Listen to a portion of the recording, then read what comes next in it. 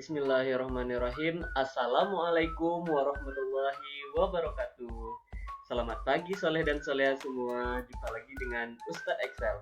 Nah, bagaimana kabar Soleh dan Soleha pada pagi hari ini? Nah, semoga Soleh dan Soleha semua dalam keadaan sehat walafiat.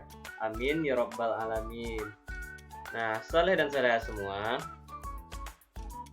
pada hari ini kita akan belajar tema 6, cita-citaku, tema 1, aku dan cita-citaku, pembelajaran ketiga. Nah, sebelum kita memulai pembelajaran, mari kita berdoa terlebih dahulu. Nah, bagaimana sikap berdoanya? Nah, ayo sikap berdoa sebelum belajar tema dengan mengucapkan basmalah. Bismillahirrahmanirrahim.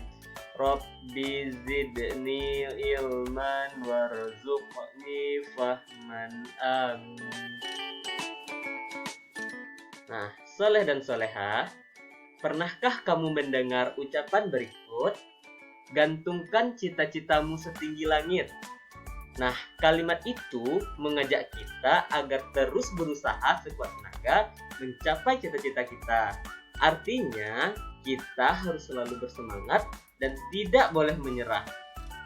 Nah, di sini ada Beni, gambar seorang Beni, anak yang bernama Beni, dan Made.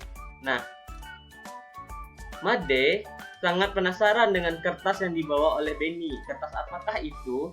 Nah, ternyata Beni sedang membawa kertas yang ditemukannya dari majalah tentang seorang anak yang selalu bekerja keras.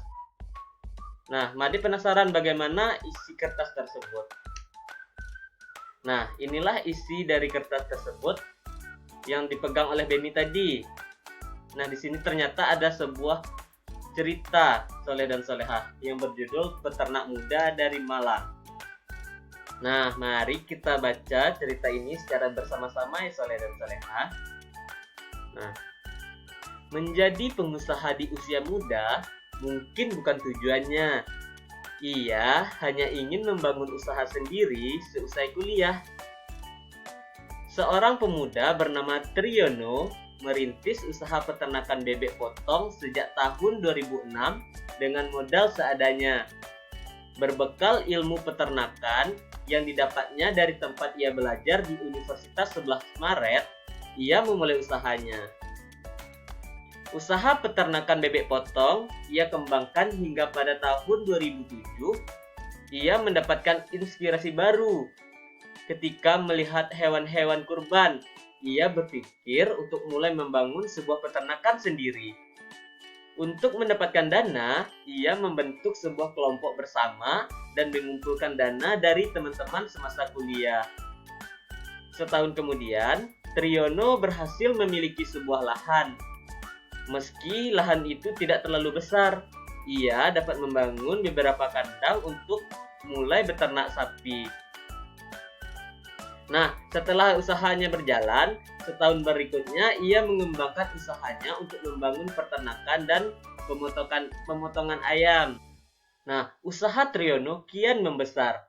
Kini, ia telah memiliki usaha ternak bebek, ayam, sapi, berikut pemotongannya. Nah, ia pun mengolah limbah peternakannya untuk dijadikan pupuk.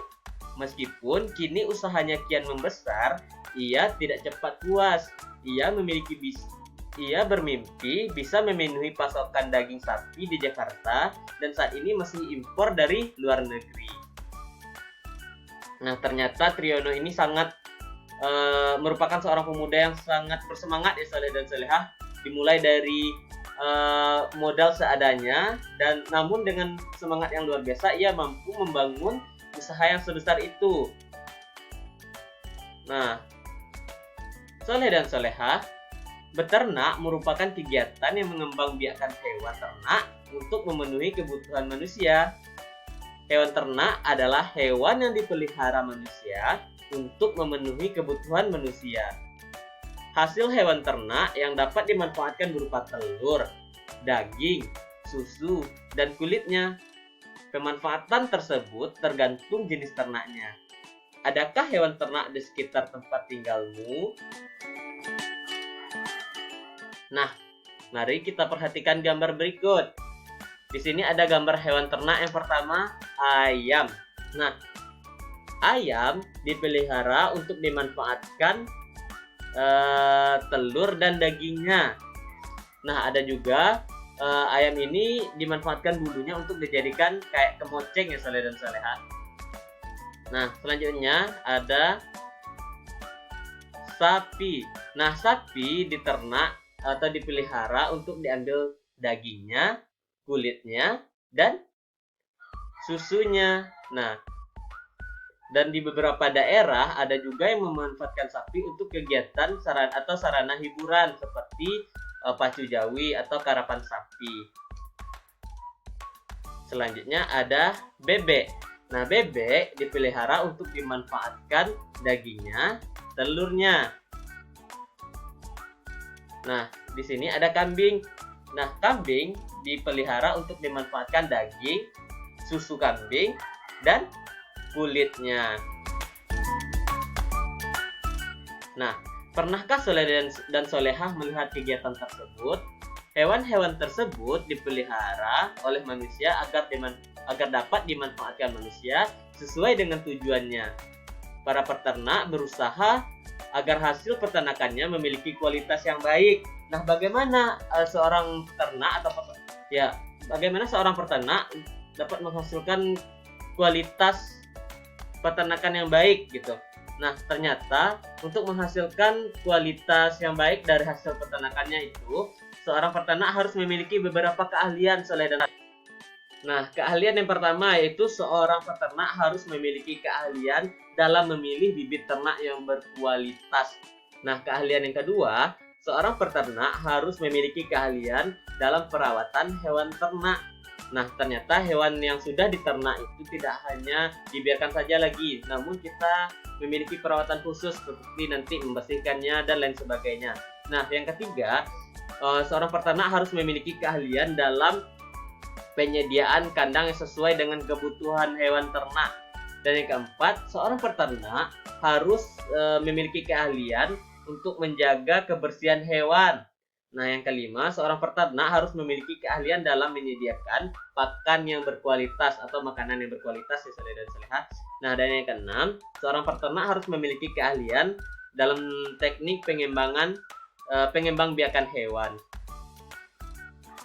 Nah, seperti itu saleh dan saleha.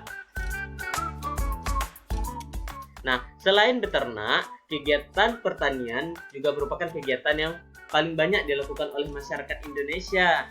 Sebagai negara agraris, Indonesia memiliki lingkungan alam yang mendukung tumbuhnya aneka jenis tanaman pertanian.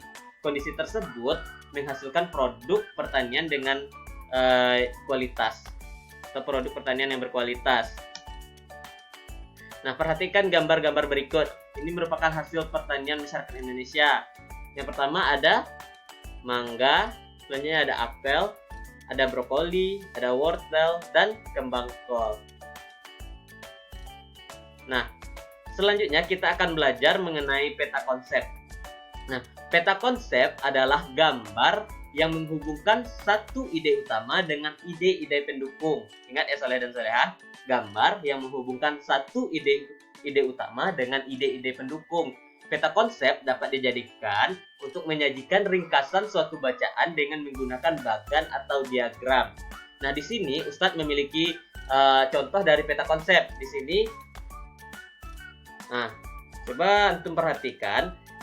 Di sini peta konsep Ustadz itu bagian-bagian dari tumbuhan. Nah, di sini ada. Nah, di sini kita telah belajar tentang bagian-bagian dari tumbuhan yang saleh dan saleha. Nah, yang pertama yaitu ada akar. Bagian tumbuhan yang pertama ada akar. Yang kedua ada batang, yang ketiga ada bunga, dan ada daun. Nah, yang mana ide-ide utamanya? Nah, ide utamanya yang ini saleh dan saleha. Nah, yang tengah ini merupakan ide utama. Nah, ini. Dan ide-ide pendukungnya mana? Ya ini. Penjabaran dari bagian-bagian tumbuhan tersebut disebut dengan ide-ide pendukung.